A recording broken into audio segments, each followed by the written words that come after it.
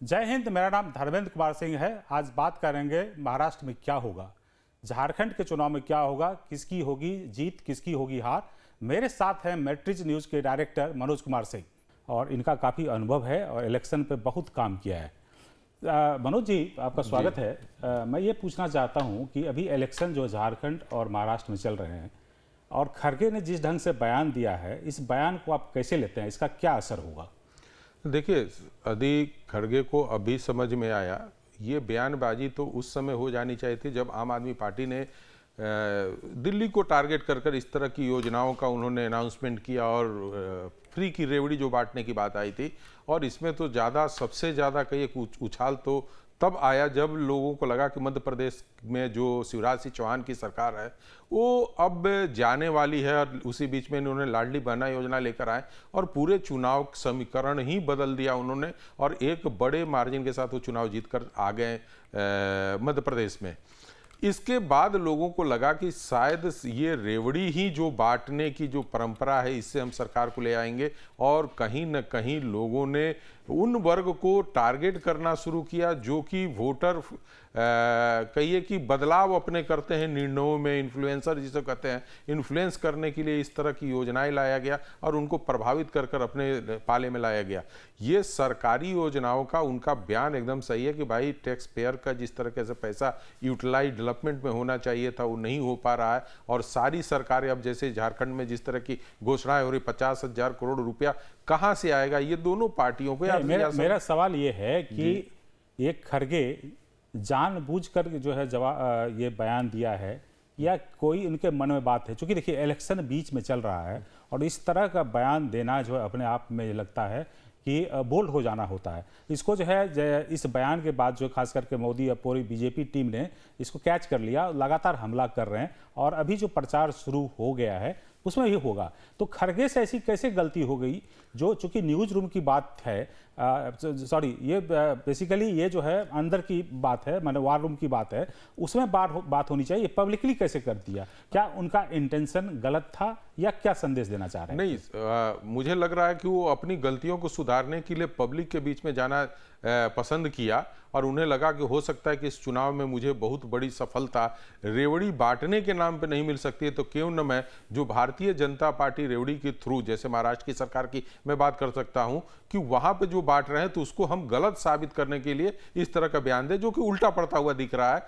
Public से लेकर राजनीतिक गलियारे में इसकी आलोचना हो रही है, उनके कांग्रेस के सहयोगी और पार्टी के अंदर भी उस चीजों को लेकर काफी लोग असहज महसूस कर रहे हैं। लेकिन जिस तरीके से हिमाचल सरकार की स्थिति बनी हुई है, पंजाब सरकार की स्थिति बनी हुई है, डेफिसिट बढ़ता जा रहा घाटे का, तो उस स्थिति में कर्ज लेना पड़ रहा है, तो उस स्थिति में उनको लगा खड़गे जी को कि ये इन सारी चीज़ों को एक अपने तरीके से राजनीति लाभ के लिए हम आगे खेलेंगे। लेकिन अभी तत्कालिक देखा जाए तो इस मुद्दे पे वो तो कांग्रेस फंस चुकी है, सफाई चाहे वो जितना दे, और ये गलतियां जानबूझ के की गई है या ये अपने आप हो गई है, लेकिन मुझे लगता है कि ये अपने आप हो गई है, इसके समीक्षा उन लोगों ने ठीक तरीके से नहीं कर पाए। देखिए मनोज जी, आपने बहुत इलेक्शन कवर किया है, बहुत एक्सपर्टीज है आपकी।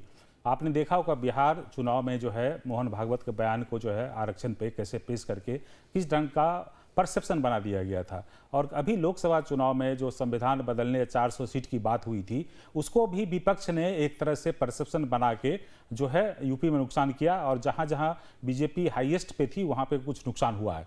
लेकिन अब जो देखिए कि जो महाराष्ट्र में दिया गया है तो इसको लगता है जस्ट लाइक वॉक फ्री तो नहीं है ये कहीं? देखिए धर्मेंद्र जी, सबसे पहले बात है कि जिस संविधान की बात कर रहे हैं और जिस संविधान के आधार पे वोट का परिवर्तन की बात कर रहे हैं, और उसमें आपने उत्तर प्रदेश की बात तो आपने कहा था, शेड्यूल कास्ट का वोट जो हो रहा है कि ये 3% से लेकर 5% जो है वो सरकार माने एनडीए ग्रुप से टूटा और जाकर यूपीए में मिल गया, जो आज के डेट में कहे जाए कि कांग्रेस ने ग्रुप जो बनाया था। मेरा मानना है कि जिस संविधान के नाम पे वोट परिवर्तन की बात कही जा रही है, मुझे लग रहा है कि वो ज़्यादा कुछ जातीय है, चूँकि सारे सर्वे एजेंसियां भी उस बात को मानती हैं कि ये संविधान का जिस तरीके से ठिकड़ा फोड़ कर चेंज किया गया वोटरों को, आप उत्तर प्रदेश की बात किया है और सबसे बड़ा स्टेट था, सबसे बड़ा नुकसान यदि बीजेपी को कहीं से हुआ है तो उत्तर प्रदेश से हुआ है। उत्तर प्रदेश की जितनी सीटें हारी है बीजेपी, उत्तर प्रदेश में ऐसी सीटें हैं जहां पे राजपूत वोटर कहीं न कहीं सीटों को प्रभावित करते हैं और उन सीटों पे हराते हैं। और ये जिस तरह से पुरुषोत्तम रूपाला का बयान, इसके बाद अमित शाह जी का जाटलैंड की बात, ये जो बना, उसके बाद बीकेसी का वोट है। आप पश्चिमी उत्तर प्रदेश से एक सीट भी राजपूतों पे नहीं जीत पाए हैं, पूर्वांचल की सीटें सारे राजपूतों का आ रहे हैं। तो मुझे लगता है कि संविधान से बड़ा झटका यदि किसी ने दिया है तो इस बार राजपूत वोटों ने भारतीय जनता पार्टी से टूटकर उनको ज्यादा नुकसान पहुंचाया है। रही बात, तो इसका मतलब खड़गे का बयान का असर तो पड़ेगा, 100% पड़ेगा। देखिए, आप रेवड़ी की बात कर रहे हैं, आगे चुनाव में जाना है, आप महाराष्ट्र को मत देखिए कि मैं महाराष्ट्र में नहीं जीत पा रहा हूं। ये आपके लिए, हिमाचल के लिए भी सबक हो जाएगा और आगे आने वाले समय में भी आपके लिए सबक होगा। भारतीय जनता पार्टी को भी मैं कहूंगा कि इस तरह के रेवड़ी पॉलिटिक्स से थोड़ा दूर रहें, क्योंकि इससे पब्लिक को आप एक बार आकर्षित कर देंगे। यदि मेरा कहना है धर्मेंद्र जी कि आज किसी को 1000 दे रहे हैं तो कल वो 1500 या 2000 रुपए का ही उम्मीद करेगा। ये पैसे कहां से आएंगे और किस तरीके से आप लाभ पहुंचाएंगे, इसके बारे में सरकार को सोचना चाहिए। खड़गे का बयान गलत है, राजनीतिक नुकसान होगा कांग्रेस को, लेकिन सही समय पे नहीं, गलत समय पे सही बयान उन्होंने दिया है। जी, अब चलिए चलते हैं हम लोग महाराष्ट्र पे। महाराष्ट्र की राजनीति गर्म है और आप देख रहे हैं कि लोकसभा चुनाव में बीजेपी की करारी हार हुई है। तो अभी क्या लग रहा है कि अभी क्या होगा वहां पे, अभी क्या होने वाला है वहां पे? देखिए, महाराष्ट्र की जहां तक की बात करें, अभी हम लोग लगातार ट्रैकिंग कर रहे हैं और महाराष्ट्र को जितना मैं समझ पाया हूं, ये कर पाया हूं। फर्स्ट जब पार्लियामेंट का इलेक्शन चुनाव हो रहा था, उस समय क्या था कि उद्धव और जो शरद पवार की पार्टी टूटी थी, उसमें लोगों का मानना था कि भारतीय जनता पार्टी ने यहाँ 2 लोग को तोड़ के गलत काम किया और मराठी जो जनमानस था उनको थोड़ा नाराजगी थी बीजेपी को और उन्होंने रिएक्शन वर्क किया। लेकिन मेरा ये भी मानना है कि जो रिएक्शन होता है वो बार बार एक मुद्दे पे नहीं मिलता है, एक बार पोल मिल चुका है। और जिस तरीके से एकनाथ शिंदे ने महाराष्ट्र में अपनी छवि को बढ़ाया है मराठियों के बीच में और अपने को स्थापित किया है, आने वाले चुनाव, जो अभी चुनाव होने जा रहे हैं 20 तारीख को जो पोल होगा, उसमें कहीं ना कहीं वो फायदा पहुंचाते हुए दिख रहे हैं। और भारतीय जनता पार्टी को शिवसेना चाहिए थी और उसके साथ एक हिंदुत्व चेहरा भी चाहिए था, जो उद्धव फिट नहीं बैठ रहे थे। तो मुझे लग रहा है कि एकनाथ शिंदे का चुनाव भारतीय जनता पार्टी के लिए काफी महत्वपूर्ण था और आने वाले चुनाव में एकनाथ शिंदे के कंधे पे भारतीय जनता पार्टी आगे निकलेगी और महाराष्ट्र के सत्ता में कहीं ना कहीं काबिज होते हुए दिख रही है उनकी पॉपुलैरिटी के हिसाब से। देखिए, आप जो बता रहे हैं सही बता रहे हैं, अभी तो क्या होगा नहीं होगा वो तो पता चलेगा मतगणना के दिन। लेकिन देखिए, बीजेपी बैकफुट पे है। आप वहाँ पे पिछली बार 164 सीट पे लड़ी थी, अभी 152 सीट पे लड़ रही है। फिर आप झारखंड का भी ले लें तो झारखंड में भी पिछले बार ज़्यादा सीटें पे लड़ी थी, आजसू को 8 सीटें दी गई थी, इस बार 10 सीटें दी गई है। तो मतलब जो महाराष्ट्र में स्थिति है वहाँ पे बीजेपी बैकफुट पे है। सबसे बड़ी पार्टी होते हुए जो है उस पार्टी का नेता जो है उप मुख्यमंत्री है। मराठा, किसान और आरक्षण, बेरोजगारी बहुत बड़ा मुद्दा है। तो क्या लगता है कि ये बीजेपी के लिए भारी पड़ेगा? सबसे पहले मैं झारखंड से शुरू करता हूं। झारखंड में पिछली बार सीटें आजसू को उन्होंने दिया नहीं था, आजसू ने अपने चुनाव लड़ा था, इसलिए भारतीय जनता पार्टी वहां पे चुनाव ज्यादा सीटों पे लड़ी थी। लेकिन आजसू के अलग चुनाव लड़ने से भारतीय जनता पार्टी को करीब करीब 13 से 14 सीटों का नुकसान हुआ था। पिछली बार जो हेमंत सोरेन की सरकार बनी है वो भारतीय जनता पार्टी को हराकर सरकार नहीं बनी है। वहां पे रघुवर दास जो मुख्यमंत्री भारतीय जनता पार्टी के तरफ से थे, उनके प्रति इतना बड़ा नाराजगी जनता के बीच में थी कि लोगों ने रघुवर दास को हराया और उसमें बीजेपी हार गई थी। पहली बात बता रहे हैं। रही बात कि इस चुनाव में भारतीय जनता पार्टी कम सीटों पे वहां पे खड़ी हुई है, तो उसका क्या रिएक्शन होगा? हम लोग झारखंड में बात करेंगे, अभी महाराष्ट्र पे कर तो चलिए, तो सबसे पहले मैं महाराष्ट्र को आपका शुरुआत कर देता हूं कि महाराष्ट्र में कांग्रेस जिस तरीके से अपने सीटों का अनाउंसमेंट की, और अंदर के अंदर का जो झगड़ा उनका यूपीए कंपनी में हुआ, जब महायुति में हुआ, तो उसके हिसाब से आप बता दें महा विकास अघाड़ी के अंदर में सीटों पे बहुत ज़्यादा तालमेल नहीं बन पाया है, जिसके कारण उनको बहुत सारे ऐसे विरोधी उम्मीदवारों का सामना करना पड़ेगा, जिससे कि उसको नुकसान होते हुए दिख रहा है। दूसरी बात बता दे रहे कि जहाँ तक रहा कि भारतीय जनता पार्टी पिछले की अपेक्षा इस बार चुनाव में कम सीटों पे आगे बढ़ी है, तो भारतीय जनता पार्टी आज के डेट में कम सीटों पे चुनाव लड़ रही है, लेकिन पिछले के अपेक्षा उसका खराब होता हुआ परफॉर्मेंस नहीं दिख रहा है। अब आप पार्लियामेंट में 28 सीटों का जो आकलन वहां पे आप करेंगे 48 सीटों का, तो उसमें आप देखेंगे कि 157 सीटें ऐसी हैं जहां पे असेंबली में भारतीय जनता पार्टी लीड करके आई है, जबकि उसके बहुत सारे सीटों हारने के बाद की बात बता रहे हैं। दूसरी बात है कि भारतीय जनता पार्टी को यह लगा कि जहां जहां उद्धव की सेना है या उद्धव के उम्मीदवार है, वहां पर यदि हम शिंदे को डायरेक्ट लड़ाते हैं तो इससे कहीं ना कहीं एनडीए फोल्डर को फायदा मिलेगा। वो पार्लियामेंट का उनका अपना इतिहास रहा, चूंकि लगातार उनके साथ 11-12 सीटों पे शिवसेना और उद्धव एक सामने लड़े, तो शिंदे को उसमें 7 सीटें मिली थी और काफी फायदे में रही थी। और इस चीज को ध्यान में रखते हुए भारतीय जनता पार्टी कहीं न कहीं शिंदे को उद्धव के सामने खड़ा करने में ज्यादा अपने आप को सहूलियत समझ रहा है। दूसरी बात है कि एनसीपी के जो आए थे, चूंकि भारतीय जनता पार्टी यदि नासिक से लेकर आप चले जाए पूना और ये सब एरिया है जहां पे ये कमजोर साबित होती रही है, और वहां पे इसलिए कि चूंकि मराठा नेता भारतीय जनता पार्टी के पास कभी नहीं उस तरह का मजबूत नेता रहा है, और यही कारण था कि वो बाला साहब ठाकरे, उद्धव और इन लोगों के साथ वो संगठित रूप से इकट्ठा होकर चुनाव लड़ती थी कि हमें मराठा वोटर मिल जाए,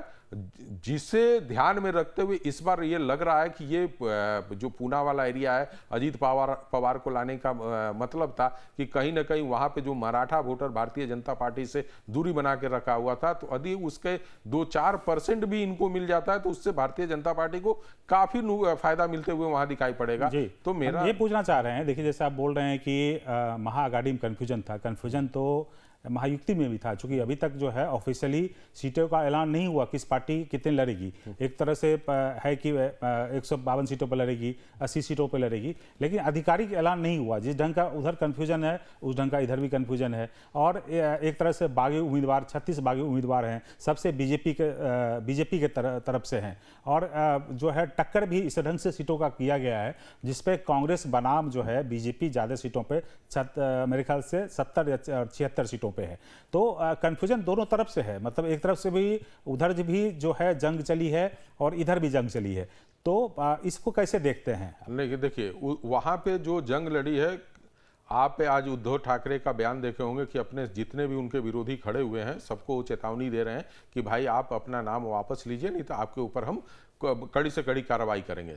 यहाँ पे दूसरी चीजें हुई हैं, यहाँ पे कंफ्यूजन तो बना, लेकिन उसका सबसे बड़ा आप देखेंगे कि सीटों का अनाउंसमेंट नहीं होते हुए भी एक दूसरे के सीटों पर किसी ने उम्मीदवार नहीं खड़ा किया, और जो इनके विरोधी थे अभी भी भारतीय जनता पार्टी के अंदर के विरोधी भारतीय जनता पार्टी के पास खड़े हो गए, लेकिन शिवसेना से जो विरोधी हैं वो जाकर बीजेपी के अगेंस्ट खड़ा हो, अभी इस तरह का बहुत कम घटना देखने को मिला है। तो यहां पे कहीं ना कहीं सहमति बना था सीट अनाउंसमेंट को लेकर, एक रणनीति के तहत हो सकता है कि ये न किए हो कि हम इस कंफ्यूजन बना कर रहे हैं कि और सीटें हमारे पास आ सकती हैं और जो नॉमिनेशन का डेट है उसको हम पार करें, तो एक रणनीति के तहत नहीं किए होंगे। लेकिन आप देख रहे होंगे कि यो जो सीटें शुरू से चल रही थी सूत्रों के अनुसार या जिन तरीके से बात हो रही थी, लगभग उन्हीं सीटों पे दोनों पार्टियों का उम्मीदवार खड़ा हुआ है। तो मुझे लग रहा है कि कहीं ना कहीं महायुति में इस तरह वहां पे जो है कुछ सीटें जो है फ्रेंडली फाइट भी हो रही है महायुति में भी।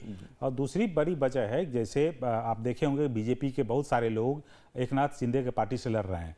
वहाँ पे जैसे आपको सेना एनसी है और भी लोग हैं, 5 से 7 आदमी है, 5 से 7 सीट भी ऐसे हैं जहाँ फ्रेंडली फाइट हो रही है। लेकिन आज जो है आज आखिरी दिन है नामांकन का जो है ये वापस लेने का, मतलब आज क्लियर हो जाएगा क्या होना है नहीं होना है, आज क्लियर हो जाएगा।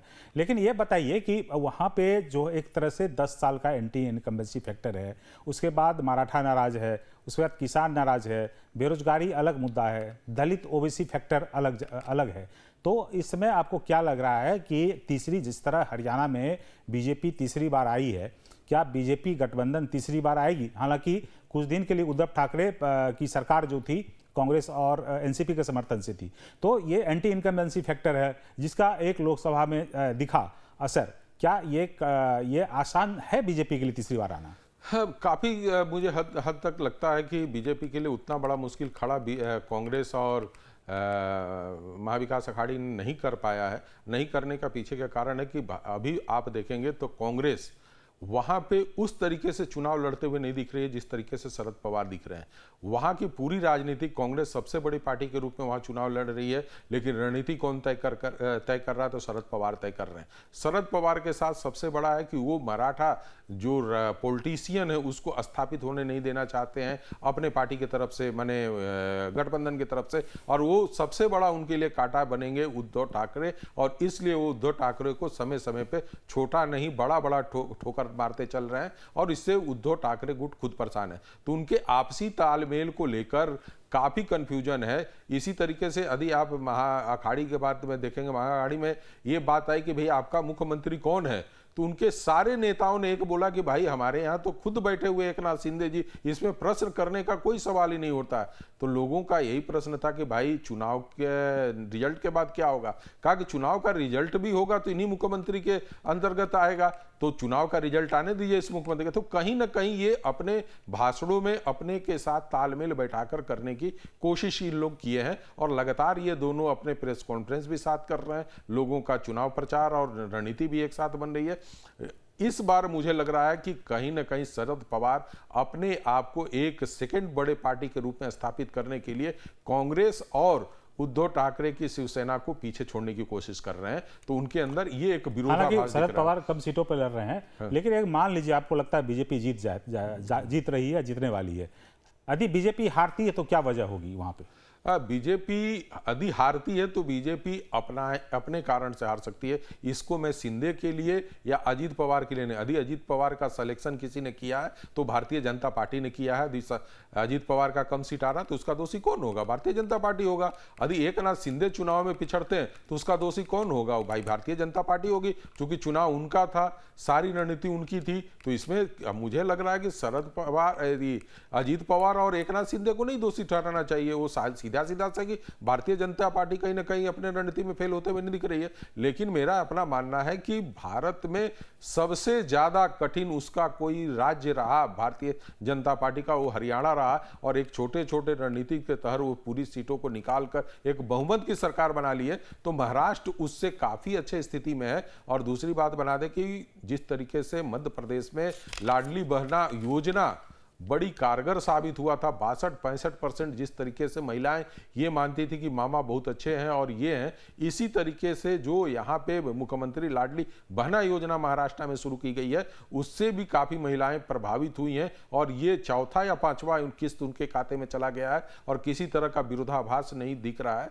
और उसका फायदा कहीं न कहीं भारतीय जनता पार्टी या महायुति और, लेकिन अब तो जो है विपक्ष भी इस तरह की योजना ला रही है। डिपेंड करता है कि किसका चेहरा बड़ा है, कौन इसको जो है मार्केटिंग ब्रांडिंग ज़्यादा करता है।